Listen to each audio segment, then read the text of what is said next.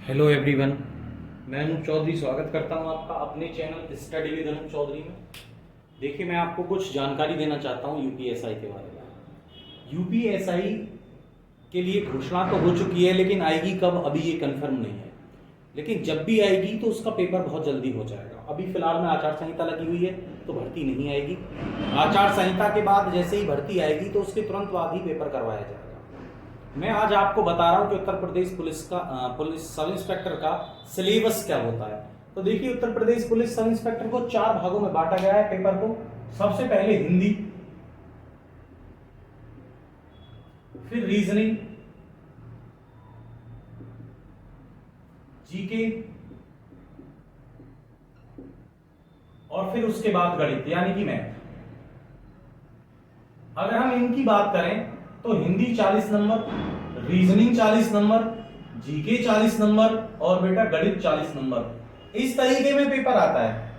अगर आप इसकी बात कर रहे हैं तो इसका मतलब क्या है कि आप यूपीएसआई पढ़ रहे हैं तो 4 पार्ट में पेपर आएगा और चारों ही पार्ट अलग अलग आपको क्वालिफाई करने होंगे।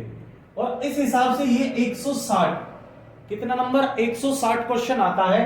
और ये जो है ये प्रत्येक पार्ट जो होता है वो 100 नंबर का होता है। और ओवरऑल इसका जो मार्किंग है वो सब में ओवरऑल 400 नंबर होता है और 200 नंबर क्वालिफाई के लिए आपको लाना ही लाना है। 200 नंबर आपको क्वालिफाई के लिए लाना ही लाना है। अगर आप 200 नंबर क्वालिफाई के लिए नहीं लाते हैं तो आप बाहर हो जाएंगे। और प्रत्येक सेशन में आपको 35 कम से कम लेके आने हैं। और ओवरऑल मिला के यहां पर कितना, ओवरऑल मिला के 50% होगा। प्रत्येक में 35% होना चाहिए, कोई दिक्कत नहीं है, लेकिन ओवरऑल 50% हो तब आप मेरिट में काउंट किए जाएंगे। अन्यथा आप किसी भी सेशन में 35% से कम लेकर आते हैं तो आप काउंट ही नहीं किए जाएंगे। ठीक है। दूसरी बात मैं आपको बता देता हूं, ये तो थी किसकी, मेरिट की, यानी कि आप कितने मार्क्स पर क्वालिफाई करेंगे और कितने मार्क्स पर क्वालिफाई नहीं करेंगे, ये तो थी ये बात। अब मैं आगे चलता हूं थोड़ा सा, बिल्कुल हम चले जाते हैं 2015 में एक वैकेंसी आई थी, अखिलेश यादव की सरकार थी उस वक्त। ठीक है, 2015 में एक वैकेंसी आई थी जिसका पेपर हुआ था 2017 में। कब हुआ था, 2017 में पेपर हुआ था योगी आदित्यनाथ की सरकार में। ठीक है, तो मैं इसी के बारे में थोड़ी पहले जानकारी बता देता हूं आपको। उस वक्त जो क्राइटेरिया था वो ओवरऑल 50% था और प्रत्येक सब्जेक्ट भी 50% था। ये जो क्राइटेरिया था कितना, ओवरऑल भी 50% था और प्रत्येक सब्जेक्ट में भी 50% था। और इसकी जो मेरिट थी वो बहुत नीचे गई थी। इसकी जो मेरिट थी वो बहुत नीचे गई थी। अब उसको कुछ भी मान लीजिए आप, या तो ये मान लीजिए कि पेपर ईमानदारी में हुआ था, या फिर ये मान लीजिए कि पेपर बहुत कठिन आया था, या फिर ये मान लीजिए कि बच्चों की तैयारी उस स्तर की नहीं हो पाई थी। आप उसको कुछ भी मान सकते हैं, या ये मान लीजिए कि 50% का जो क्राइटेरिया होता है प्रत्येक सब्जेक्ट का वो बहुत कठिन होता है। आप इनमें से कुछ भी मान सकते हैं मानने के लिए। अब मैं बात करता हूं, यहीं पर एक वैकेंसी आई थी 2021-22 में, 2021-22 में, और एक वैकेंसी आई थी यूपीएसआई की, बहुत बड़ी वैकेंसी थी, लगभग 10,000 के करीब पोस्ट थी। इसमें नहीं थी, इसमें लगभग 3200 पोस्ट थी।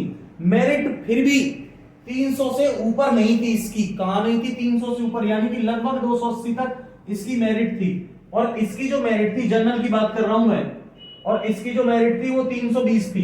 कितनी बड़ी वैकेंसी में 320 मेरिट पहुंच जाती है और कितनी छोटी वैकेंसी में मेरिट कितनी रहती है, 280 तक। तो इस बात से ये आइडिया लगाया जा सकता है या तो पेपर हार्ड था ये, या बिल्कुल ईमानदारी में हुआ था, या फिर ये पेपर बिल्कुल हलवा था। कहने का मतलब यही है कि इसका जो पेपर था वो बहुत ही ज्यादा आसान था। इसके जो सेशन थे वो बहुत ही कठिन थे, इसके जो सेशन थे वो बहुत ही ज्यादा आसान थे। इसमें जो रीजनिंग आई थी, इसकी रीजनिंग इसकी अपेक्षा बहुत हार्ड थी। और ये जो रीजनिंग आई थी ये कांस्टेबल लेवल से भी स्तर इसका गिरा हुआ था रीजनिंग का। अगर आप कांस्टेबल लेवल की रीजनिंग देखेंगे तो इस वाले पेपर की जो रीजनिंग थी वो इससे कहीं हद तक बिल्कुल एकदम बेकार थी, कांस्टेबल पेपर से भी।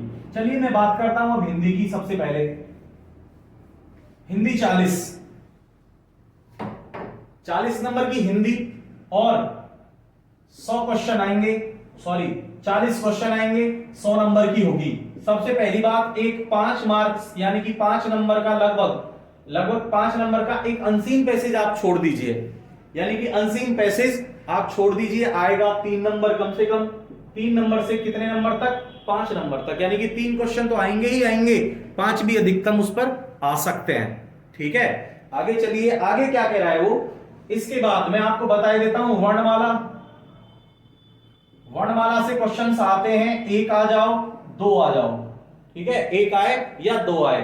वर्तनी से क्वेश्चन पूछे जाते हैं, विलोम शब्द से क्वेश्चन पूछे जाते हैं, पर्यायवाची से क्वेश्चन पूछे जाते हैं,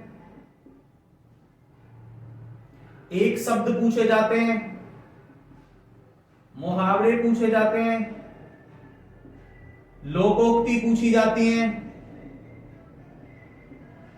लोकोक्तियां पूछी जाती हैं। उसके बाद देखिए कई चीजें ऐसी हैं, छंद पूछे जाते हैं, रस पूछे जाते हैं, अलंकार पूछे जाते हैं, और मोस्ट इंपोर्टेंट जो एक चीज है वो आप बड़े आराम से देखिएगा कि वो जो पूछी जाती है वो पूछी जाती है रचनाएं।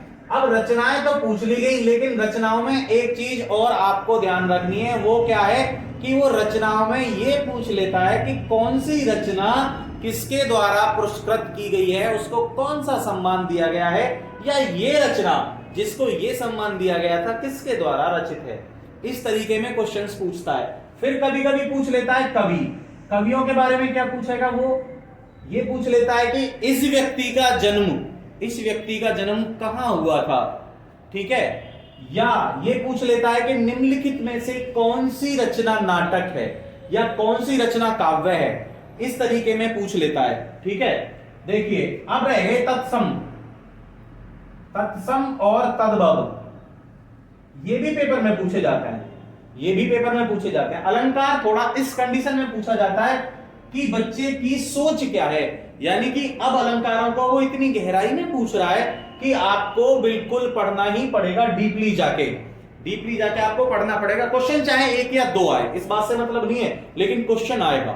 रचनाएं 2 या 3 आए, लेकिन आएंगी बिल्कुल।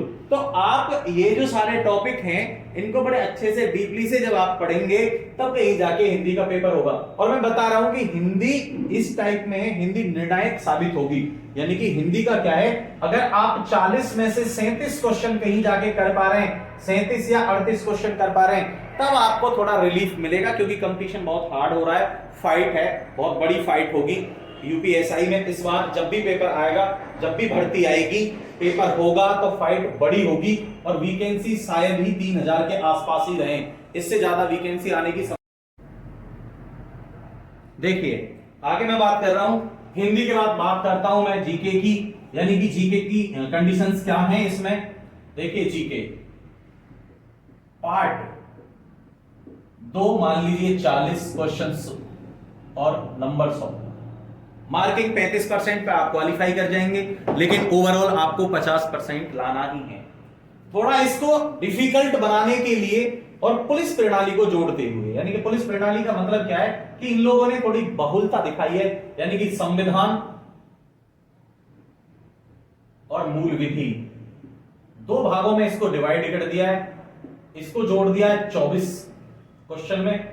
और बेटा बाकी की जो जीके है, क्या इतिहास, भूगोल, अर्थशास्त्र और बाकी सब इनको कर दिया है 16 क्वेश्चन में। यानी कि इन्होंने कहा कि कंप्यूटर भी आएगा भाई, कंप्यूटर भी आएगा। इन लोगों ने कहा कि हम इसको 16 क्वेश्चन में डिवाइड कर देते हैं, यानी कि इसको 2 भागों में डिवाइड कर देते हैं, ताकि बच्चे को पता चले कि जब वो यूपीएसआई यानी कि Uttar Pradesh police sub inspector की नौकरी करेगा तो उसे पता होना चाहिए कि हमारा संविधान क्या कह रहा है और हमारी जो मूल विधि है वो क्या कह रही है। देखिए सबसे पहले मैं संविधान की बात कर लेता हूं। संविधान में शुरू होने के लिए तो 1600 से ही शुरू हो जाता है। ठीक, शुरू होने के लिए 1600 से ही शुरू हो जाता है कि कब ईस्ट इंडिया कंपनी भारत में आई थी, वहीं से चार्टर एक्ट बनने शुरू हो जाते हैं। लेकिन हमारा जो पूर्णतः संविधान है वो 1935 का, इसमें बहुत बड़ा योगदान है 1935 अधिनियम का। देखिए संविधान आपको बहुत अच्छे तरीके में पढ़ना है। संविधान के जो पार्ट हैं वो आपको पढ़ने हैं। क्या संसद सबसे ज्यादा जरूरी है?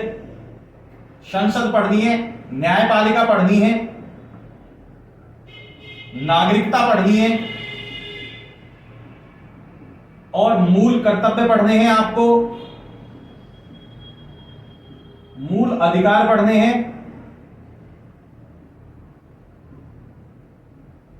मूल कर्तव्य या मौलिक कर्तव्य एक ही बात है।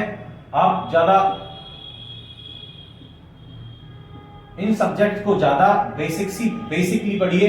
देखिए न्यायपालिका में आपको पढ़ना है, संसद में आपको पढ़ने हैं, दोनों सदन पढ़ने हैं और राष्ट्रपति को पढ़ना है। ये बिल्कुल आपको याद रखने वाली बात है। मूल विधि में आईपीसी आपको पढ़नी है, सीआरपीसी आपको पढ़नी है। दो चीजें आपको ये पढ़नी ही पढ़नी है हर हाल में। और क्वेश्चन आज के युग में इस तरीके के नहीं पूछे जाते कि 302 में क्या लगाया जाता है, 302 कब लगाया जाता है, 302 के लिए पनिशमेंट क्या है, 302 क्यों लगाया जाता है, इस तरीके के क्वेश्चन नहीं पूछे जाते।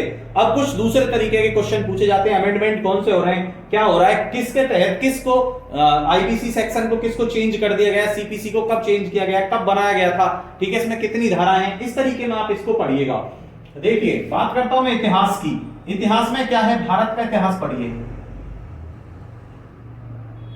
भारत के इतिहास में बेटा आपको तीन चीजें पढ़नी है, यानी कि इसको 3 भागों में बांट दिया गया है, प्राचीन, मध्य और आधुनिक। मोस्ट रखेंगे आधुनिक भारत को, किसको, आधुनिक भारत को मोस्ट रखें आप। यहां से क्वेश्चन पूछे जाएंगे जरूर, 2 या 3 क्वेश्चन आपके आएंगे। इसको पढ़िएगा अर्थशास्त्र को। इकोनॉमिकल कंडीशन जो है वो क्या है, इकोनॉमिकल कंडीशन यानी कि अब जो अर्थव्यवस्था में सुधार हो रहे हैं, वर्तमान अर्थव्यवस्था में सुधार, पुरानी नहीं, वर्तमान अर्थव्यवस्था में जो सुधार हो रहे हैं, यानी कि करंट जितना भी चल रहा है उसको देखिए आप। इकोनॉमिक्स के क्वेश्चन आते हैं, 2 या 3 क्वेश्चन पूछे जाते हैं, हर बार पूछे गए। मैं पिछले 3 बार का बता रहा हूं, तीनों बार ही इकोनॉमिक्स के पूछे गए क्वेश्चन। फिर आपसे पूछा जाएगा कंप्यूटर। कंप्यूटर क्या है कि कंप्यूटर के क्वेश्चन 2-3 इसलिए पूछे जाते हैं कि कंप्यूटर का, आगे चलते हैं रीजनिंग पे।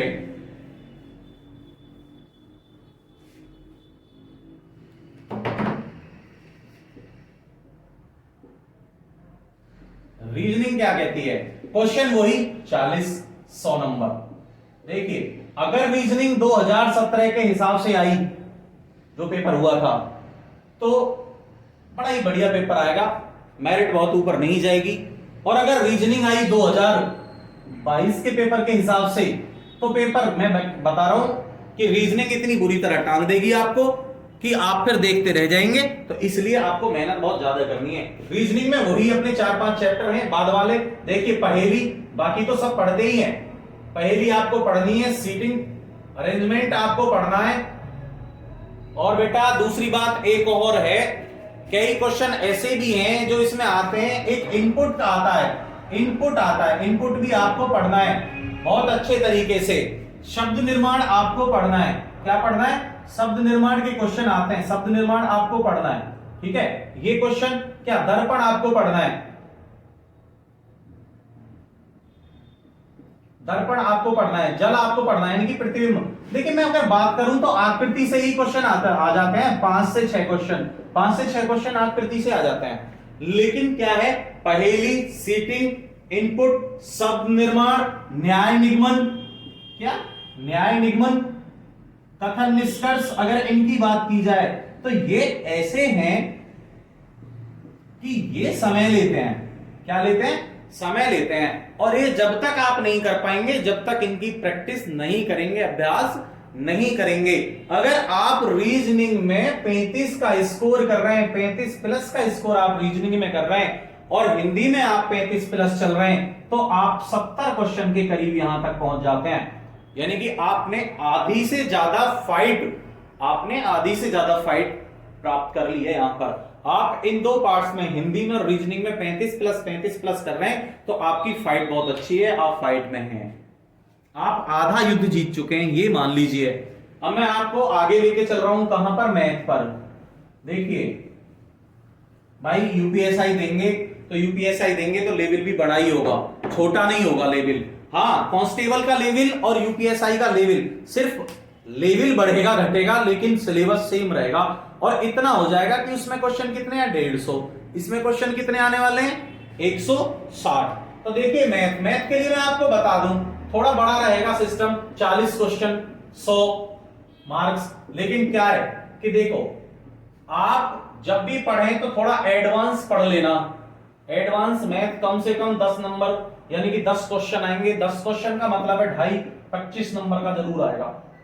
ये भूल जाना कि नहीं आएगा, जिसमें प्रायिकता भी हो सकती है, ठीक, बीजगणित हो सकता है थोड़ा बहुत, और ग्राफ भी हो सकता है, भैया द्विघात समीकरण हो सकती है, सरल रेखाएं हो सकती हैं, यानी कि वो कुछ भी दे सकता है। कहां किसका 12th लेवल का दे सकता है वो कुछ भी।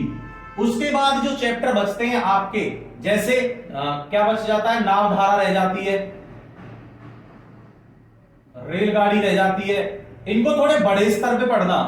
रेलगाड़ी रह जाती है, अच्छा ब्याज रह जाती है, दोनों ब्याज और प्रतिशत, लाभ हानि, काम समय, पाइप टंकी, मिश्रानुपात, मिश्र समानुपात, अनुपात समानुपात,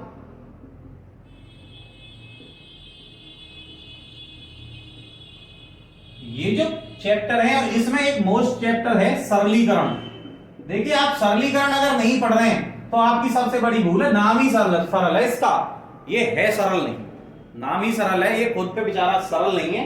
तो आप इस चीज का विशेष ध्यान रखें कि मैथ का जो स्कोर हो वो कम से कम तो 30 प्लस हो, कम से कम 30 प्लस हो।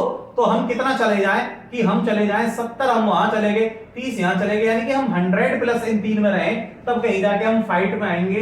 क्योंकि जीके का जो मैटर है, किसी किसी की तो जीके बहुत अच्छी है लेकिन किसी किसी की अच्छी नहीं है। कारण क्या है उसका, हम जब जिस जीके को हम पढ़ते हैं वो 16 ही क्वेश्चन है। कितने क्वेश्चन है, वो 16 ही क्वेश्चन है। यानी कि आईपीसी सीआरपीसी सेक्शंस में बता देता हूं, भारतीय संविधान आप जब भी पढ़ें तो भारतीय संविधान में कुछ केस आते हैं, उन केसों का गहन अध्ययन कर लें, क्योंकि कहीं पता चला कि अगर 10 केस आ गए तो आप ऊपर नीचे देखते रहोगे फिर, ठीक है। फिर पॉलिटी पढ़ने वाले कहेंगे कि जी पेपर तो पढ़ाया हुआ आया ही नहीं, ठीक है। तो आप इस चीज का विशेष ध्यान रखें बेटा। इस कंडीशन में आप कम से कम आपको 130 का टारगेट लेके चलना है, जिस तरीके का 2022-23 में पेपर आया था, ठीक है। धन्यवाद। आप यूपीएसआई का आपके लिए जो भी चलेगा हम आपको पढ़ाते रहेंगे।